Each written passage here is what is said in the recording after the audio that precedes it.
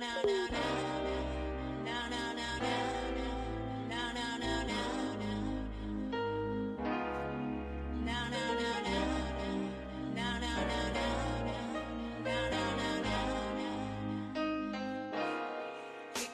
guys, and welcome back to my channel. It's been a hot minute. How you doing? Today this video is going to be about this wig. If you know me, you know that pixie cuts are my go-to style. I wear them at least 1/4 out of the year. I kind of mastered it, but I've never played with color.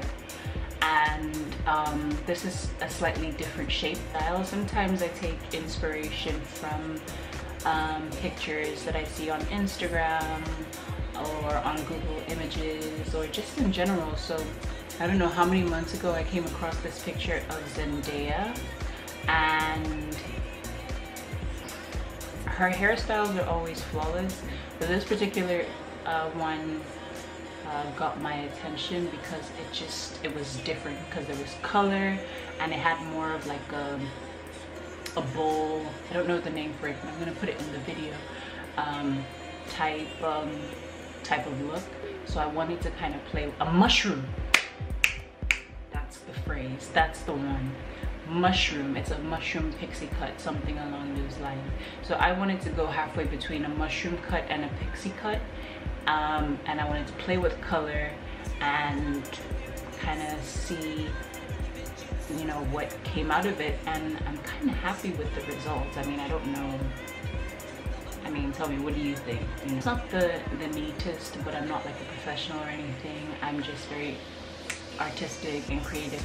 I was trying to figure it out as I was going along, so I wasn't narrating as I was going. I was just kind of going with the flow, because I've attempted something like this before and it did not go well at all. I think I'm happy with this. Now, it's not exactly what I wanted. With the picture of Zendaya, you know, it's a lot lighter up top. I dyed the hair like twice, and I didn't want to do it the third time, so I didn't want like in order not to over process. I was happy enough to just stick with this color, at least for the meantime anyway. If I decide to change it, I can. You know, that's the beauty of wigs and creativity. You can always change, and you can always just work with your hands and create something beautiful. I hope you enjoy this tutorial, and just let me know what you think in the comment section below. And if you're not subscribed, what are you doing? I mean, why? Like, why aren't you? Go ahead and hit the subscribe button and hit the bell beside it, so you're notified every time I post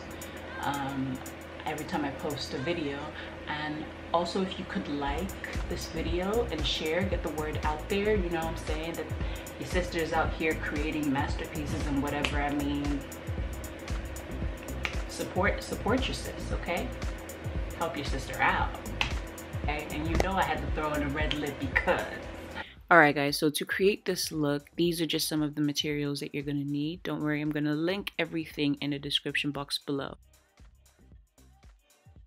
So after measuring the tights on my head, I'm gonna place it on the mannequin head, and I'm just gonna cut off the excess. Now, you want the knotted part to lie as flat as possible to get the best possible results. So we're just gonna sew it down like so, like I'm showing in the video. And we're gonna go ahead and just start measuring how much hair is needed for the front section. Also, just to note, there are 3 different lengths provided in the 27 quick weave. For the front section, I'm using the longest length. I should probably mention that this part is completely optional, but after applying the bonding glue, I'm using hairspray to just solidify the glue. For the back section, we're still using the same method, except this time we're using the shortest and the middle length instead.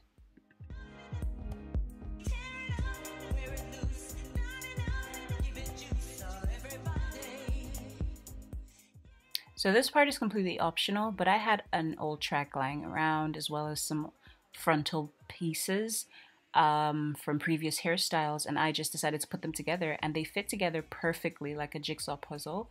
I just sewed them together as I'm showing in the video.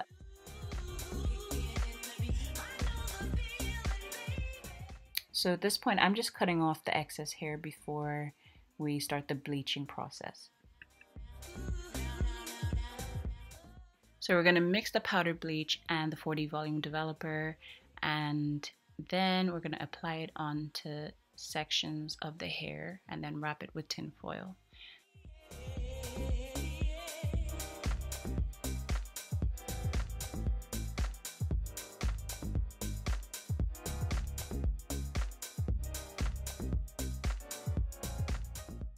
So after noticing that the color is starting to change, I decided to take the tin foil off and go back over some of the parts that I missed. Now, the aim of this is to get like a two-toned kind of ombre balayage type of color.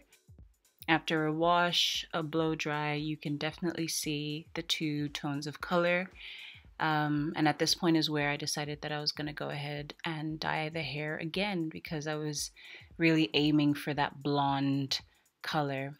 Purple shampoo is really handy for taking out some of that brassiness whenever you are dyeing hair.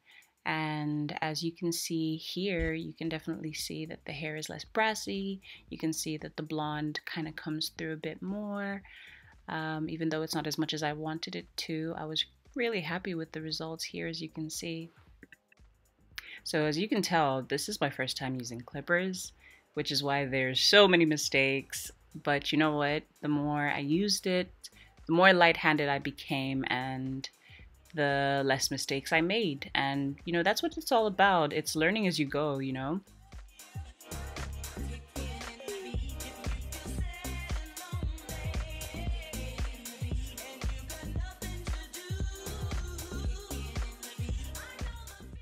So this part is completely just me freestyling. I knew that I needed to see it on myself in order to kind of create the shape around my face, create it how I wanted it to look.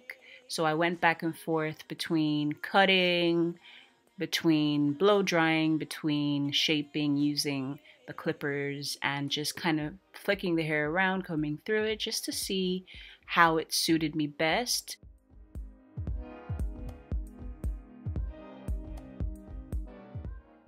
So yeah, guys, that's how I accomplished this hairstyle. Please let me know what you think. Thank you so much for watching, and I'll see you in my next video. Bye!